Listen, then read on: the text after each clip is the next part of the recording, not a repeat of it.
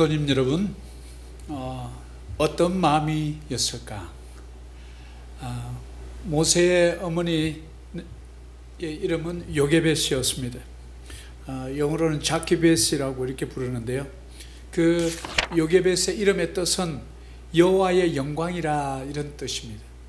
그리고 아버지 아므람의 이름의 뜻은 높임을 받는 백성이라 이런 뜻을 갖고 있습니다. 그러면 이 부모의, 두 분의 부모의 그 이름의 뜻을 합치면 모든 히브리 민족은 하나님에 의해 높임을 받는 백성이며 여호와의 영광을 나타내는 백성이라는 그런 정체성을 드러내고 있습니다. 이 부모님들이 당한 고난을 생각하면 정말 하나님의 영광을 드러내야 할 그런 백성들이 바로 바로왕이 영아 살해 정책을 통해서 지구상에서 아예 사라지게 하는 것이 과연 이것이 하나님의 뜻일까? 이런 고민을 참 많이 했을 것 같습니다. 아기를 살리자니 온 가족이 다 몰살당할 그런 위기에 처하게 되고, 또 내가 살기 위해서는 아기를 죽을 수밖에 없는 이런 딜레마에 빠지게 된 것이죠. 이러지도 저러지도 못하는 전전긍긍의 그런 상태의 두 부모의 삶을 조금 전에 비디오로 보았습니다. 여러분, 결혼을 하셔서 아기를 가져본 분들은 저 아이가 이제 막 태어나서 이쁘게 방긋방긋할 때 아이를 살리느냐 내가 사느냐, 그 고민에 여러분이 지금 빠져 있다고 한번 생각해 보십시오. 여기에 계신 분들 어떤 결정을 내리겠습니까? 오늘 제가 바로 특별히 요게벳의 노래라는 제목으로 히브리서 말씀을 가지고 나누려고 하는 주제가 바로 그것입니다. 우리에게 이러지도 못하고 저러지도 못할 인생의 딜레마를 만났을 때 우리는 과연 어떤 판단을 하면서 살아야 하는가라는 것이 오늘 주제입니다. 부모의 결단을 내립니다. 하나님의 뜻을 순종하기 위해서 왕명을 어기다가 죽으면 죽으리라는 이 결단이 있었던 것 같습니다. 만약 이 결단이 없었다면 아마 그런 모세를 살리는, 그리고 이스라엘 백성들을 출애굽하는 아주 위대한 그런 리더로 한 사람이 탄생하지 못했을 것입니다.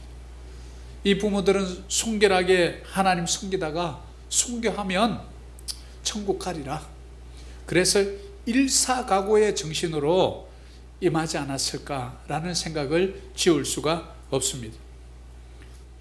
바로 아므람과 요게벳의 마음속에 죽으면 죽으리라는 일사각오의 마음이 없었다면 과연 그 아이 하나를 살리려고 모든 나의 먼저 낳았던 자식들과 나의 사랑하는 아내까지도 죽일 그런 마음이 어디에서 과연 나왔을까요?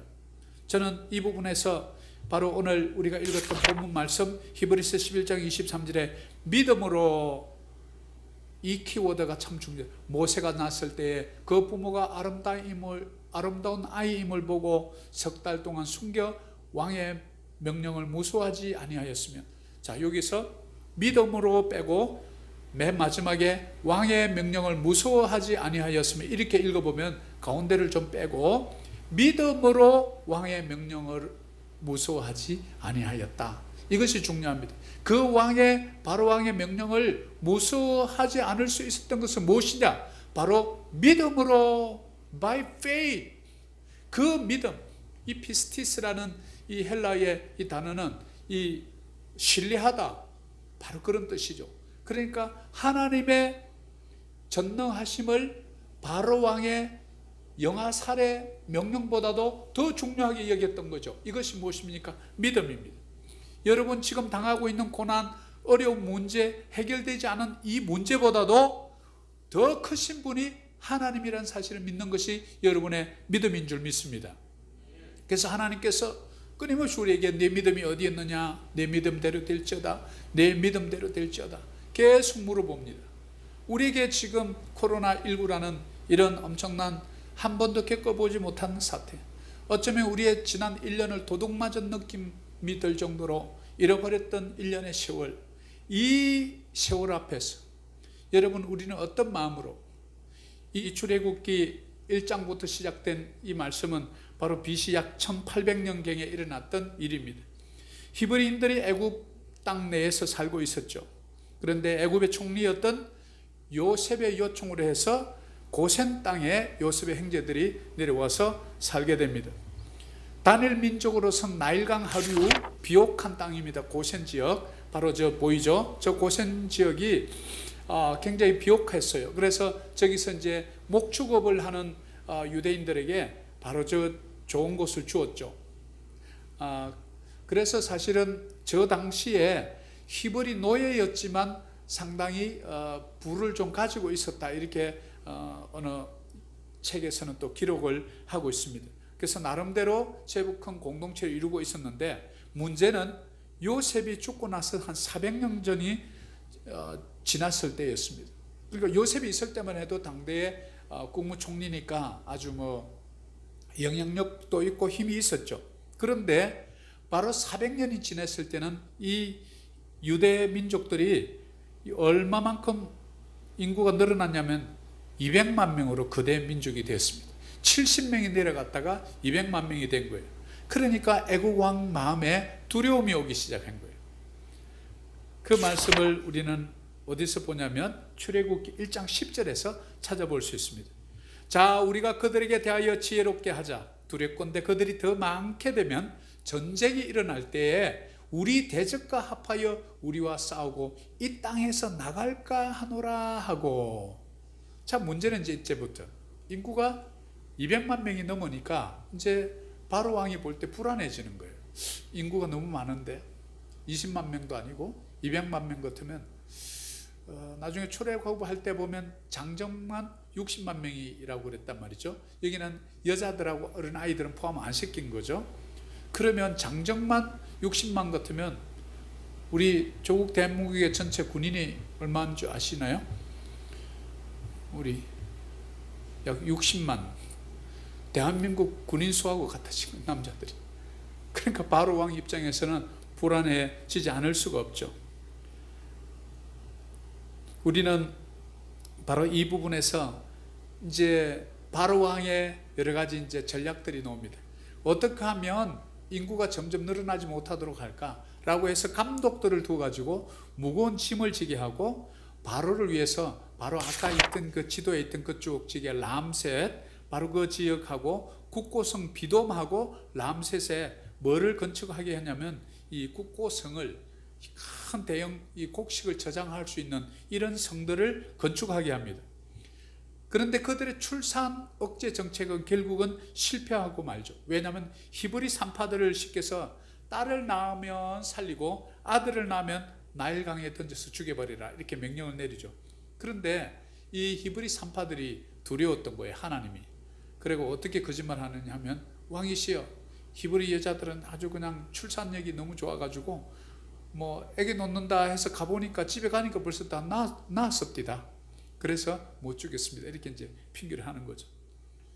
왜냐하면 이 바로라는 그 뜻의 이름은 태양신이라는 뜻입니다. 그래서 바로의 명령으로 정말 그때부터 이제 영아를 죽이기 시작하면 서서히 남자만 죽이기 때문에 한 60년 정도가 지나면 이제 쉽게 얘기해서 남자 씨가 마르는 거예요. 그럼 한 민족의 대가 끊어져 버리는 거죠. 바로 그것을 노렸던 거죠, 바로 왕이. 그런데 이 하나님의 법과 바로의 이 명령 앞에 서 있는 상은 갈대 같고 꺼져가는 등불 같은 요게벳과 아버지 아므람의 모습을 여러분 그려볼 수 있어야 합니다. 바로 죽으면 죽으리라는 일사각오의 이 믿음을 가지고 있었던 한 또 여인이 있었으니 그의 이름은 에스더입니다. 에스더서 4장 16절에 보면, 당신은 가서 수산에 있는 유다인을 다 모으고 나를 위하여 금식하되 밤낮 3일을 먹지도 말고 마시지도 마소서. 나도 나의 시녀와 더불어 이렇게 금식한 후에 규례를 어기고 왕에게 나가리니 죽음은 죽으리이다 하니라. 자, 여기 보면 에스더의 믿음을 우리는 또 연관지어서 볼 수 있습니다. 바로 모세의 아버지 아므람, 어머니 요게벳, 그리고 에스더의 믿음, 그리고 조금 전에 제가 읽어드렸던 일사가구라는 이 기도문, 조기철 목사님, 공통점이 뭘까요? 죽음을 초월한 신앙. 죽음은 죽으리다 이 말 뒤에는 내가 죽어도 반드시 천국 간다는 그들의 확신이 있었던 거죠. 그래서 죽음과 삶은 그냥 종이 한 장 차이인 거예요. 여기 계신 여러분 다 이제 천국 가실 것을 믿으시죠? 다 천국 가실 거죠?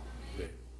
그래서 세상에 가장 약해 보이는 이가 그리스도인이요, 가장 강한 자 또한 그리스도인이라. 왜? 겉으로 보기에는 늘 실실 웃고 약해 보여. 근데 그 속에 천국을 소유하고 있기 때문에 죽음 앞에서도 두려워하지 않는 거예요. 서대반을 보십시오. 그 젊은 청년이 말이죠, 죽음 앞에서도 당당한 거예요. 다니엘을 보십시오. 다니엘과 세 친구 그냥 사자굴에 집어넣고 그냥 풀무불에 던져 넣는다 하더라도 그리 아니하실지라도 이래가면서 참 우리는 에스더와 이참 다니엘의 세 친구, 또 우리 주기철 목사님, 그리고 모세의 부모님을 통해서 우리는 오늘 꼭 기억해야 될 것이 뭐냐? 죽음은 죽으리라. If I perish, I perish. 이 신앙을 가지고 살아가면 그칠 것이 없다. 여러분 신앙생활에, 믿음 생활에 가장 최고봉은 죽으면 죽으리라 라는 믿음으로 모든 것을 한번 대해보라고요. 사업도, 내 앞에 있는 문제도 죽으면 죽으리라 라고 고백하는 그 순간에 하나님의 천적인 전능자의 손길이 임하는 줄 믿습니다.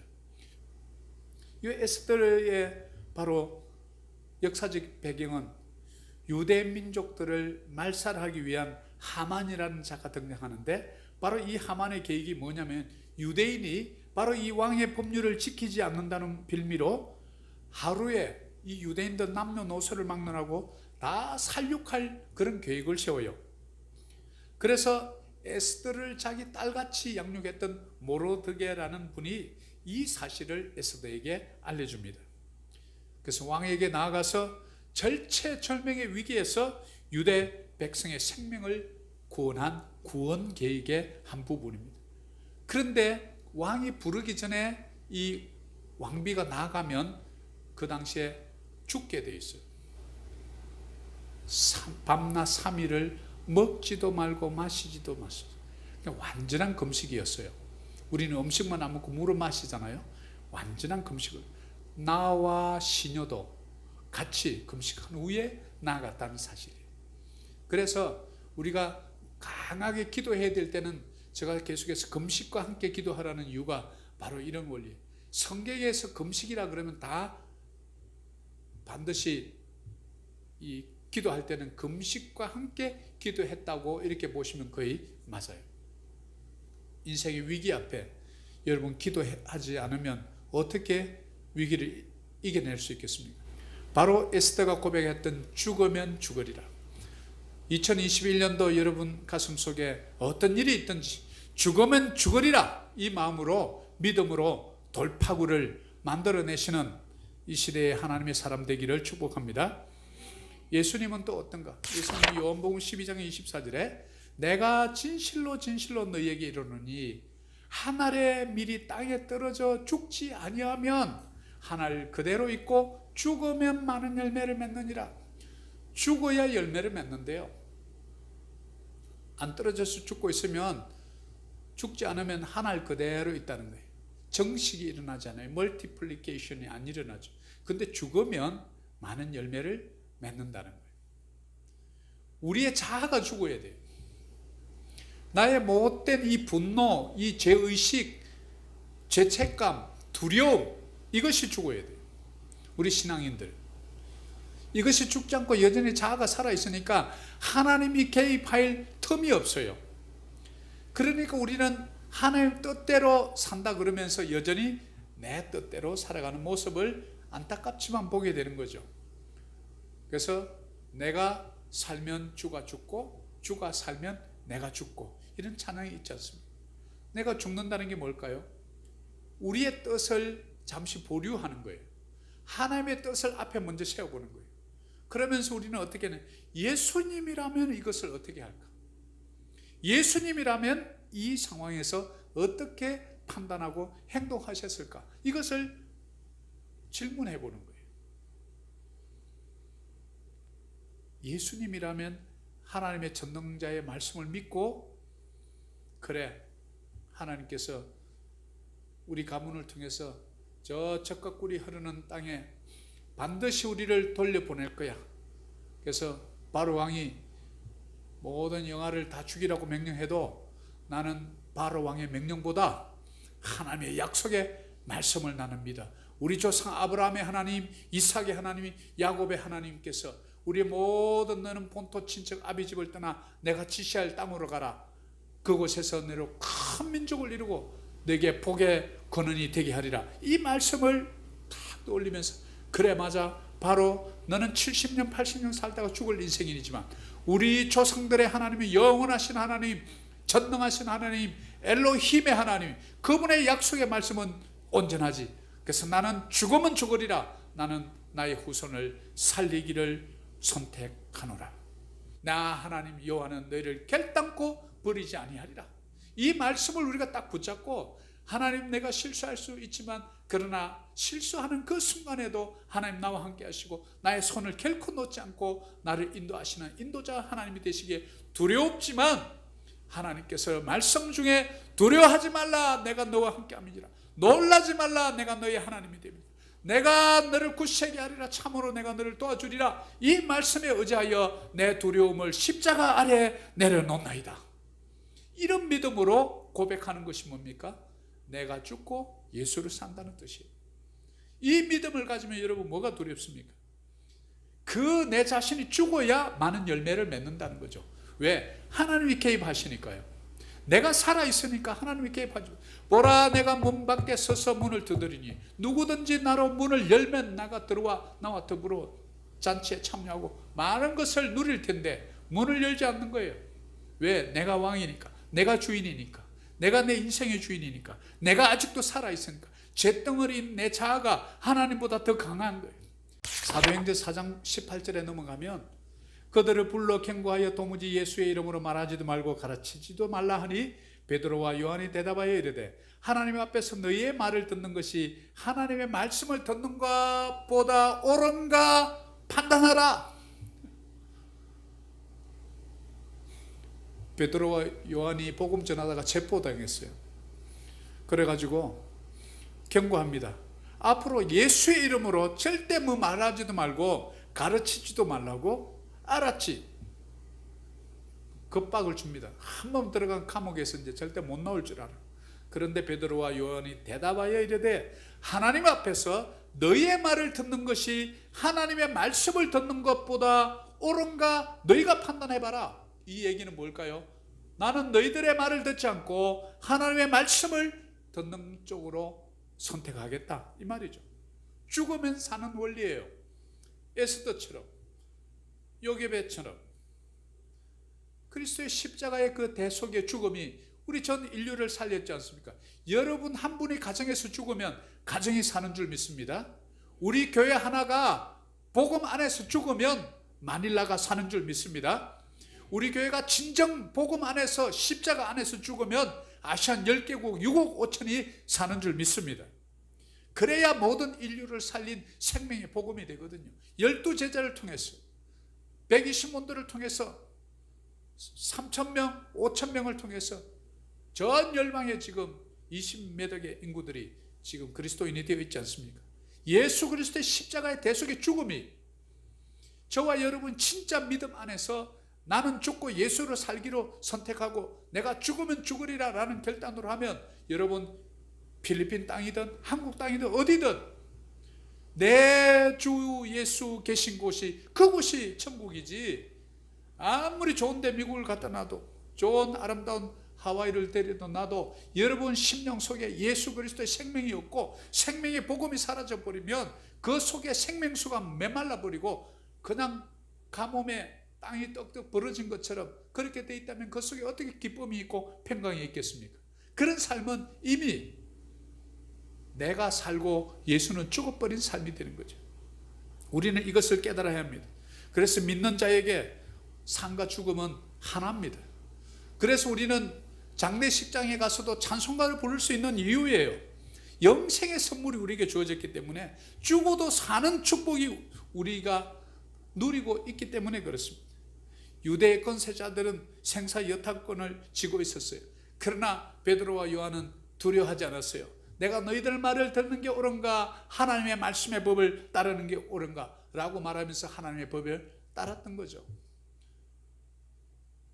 출애굽기로부터 에스더를 통해서 예수님 당시에 예수님 성천하시고 제자들을 통해서 베드로와 요한을 통해서 지금 쭉 본 게 구약의 신학을 관통하는 큰 줄기 하나가 뭐죠? 내 믿음이 어디 있느냐? 그 믿음은 바로 죽으면 죽으리라는 일사각오의 이 마음 하나만 있다면, 또다시 우리는 29장 사도행전을 29장을 써가겠다고 거창한 이름을 내걸고 부르짖고 선포하고 하는 우리들 심령 속에도 오늘 이 밤에 죽으면 죽으리라 라는 이 결단의 고백, 이 한 가지만이라도 여러분 꼭 기억하고 2021년도 살면 승리자로 살아갈 수 있지 않을까요? 저는 반드시 그런 자를 주님이 찾고 있다고 믿습니다. 그런 자를 통해서 홍해의 길이 열렸거든요. 그런 자를 통해서 하만의 계획이 숲으로 들어가고, 하만이 죽이려고 했던 그 단두대에 자기 목이 날아가게 됩니다.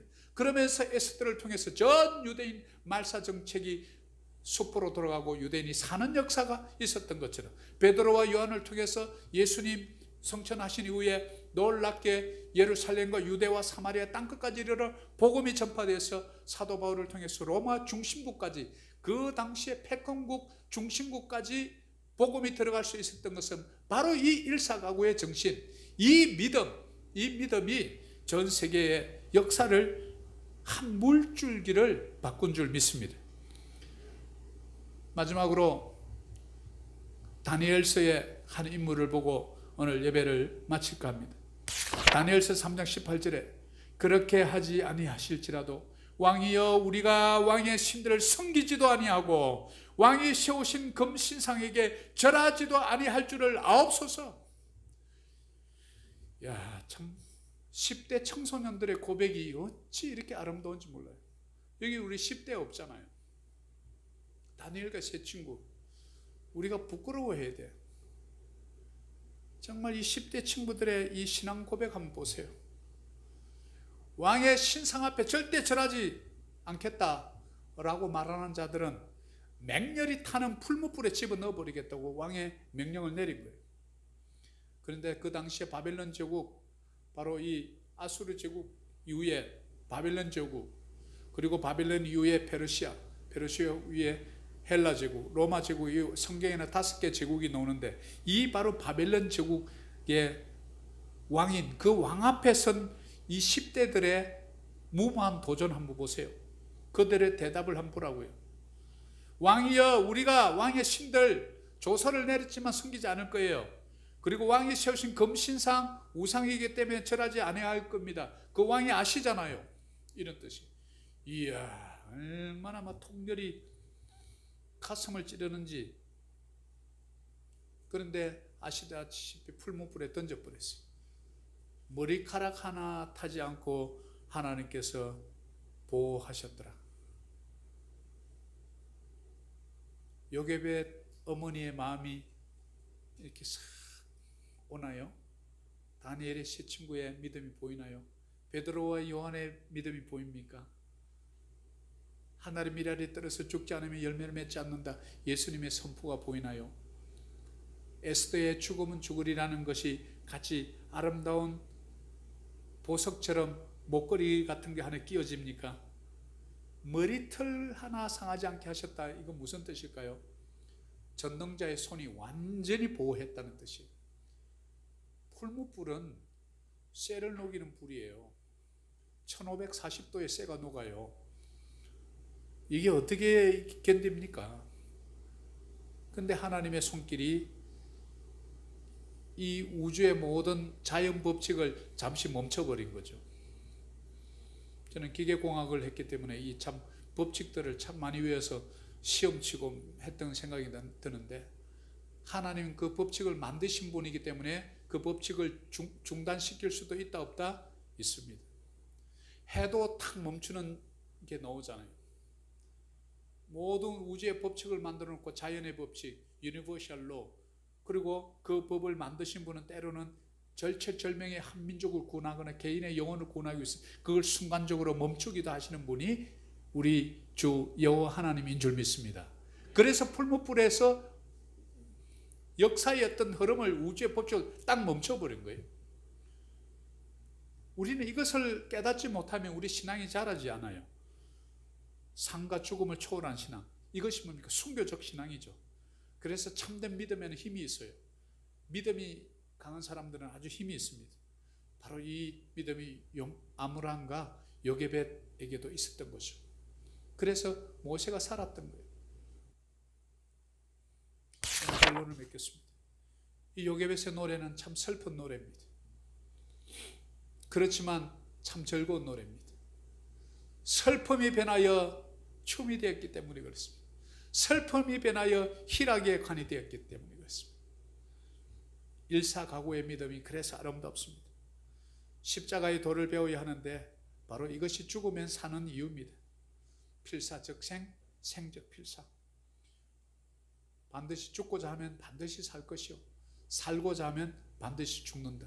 우리는 뭘 택해야 되죠? 진짜 살아야 되잖아요. 그러면 죽어야 되는 거예요. 여러분, 의가 죽고, 나의 분노가 죽고, 나의 죄책감이 죽고, 나의 무가치함이 죽고, 나의 결핍이 죽고, 이런 모든 옛 사람의 모든 것들이 다 죽을 때 새 사람으로 진정 영원한 생명을 누리는 그런 삶이 열릴 줄 믿습니다. 그리고 중요한 것은 그러면 이 믿음의 핵심이 뭐냐? 말씀이죠. 하나님의 약속입니다. 하나님의 약속을 철저하게 믿지 않으면, 하나님은 우리 눈에 보이지 않기 때문에 우리 눈에 보이는 것은 뭐예요? 말씀은 보이잖아요.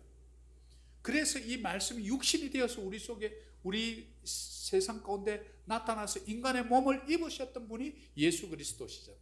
그래서 우리는 말씀을, 예레미야 29장 11절을 그렇게 외우고, 에스겔서 47장 9절을 자꾸 띄우고 자꾸 반복하는 이유가 뭐죠? 우리가 보이지 않는 그분 하나님을 보려니까 어려운 거예요. 그러나 말씀을 통해서 모든 것이 살아나리라, 그러면 그건 확 오니까 하나님께서 회복을 주시는구나, 부흥을 주시는구나, 우리 가정이네, 우리 자녀들이네, 우리 자녀들이 업해서 올 것이요, 모든 열방의 재물이 내게로 올 것이다. 이것을 딱 믿고, 올해의 말씀은, 나에게 준 말씀은 모든 것이 살아나리라. 영적으로 우리 예수 믿지 않는 사람들이 살아날 것이요, 우리 재정이 살아나고, 경제가 살아나고, 우리 자녀들이 살아나고, 우리 교회가 살아나고, 이 땅이 살아날 줄 믿습니다. 죽으면, 그러나 혹시 그렇게 되지 않을지라도 죽으면 죽겠습니다.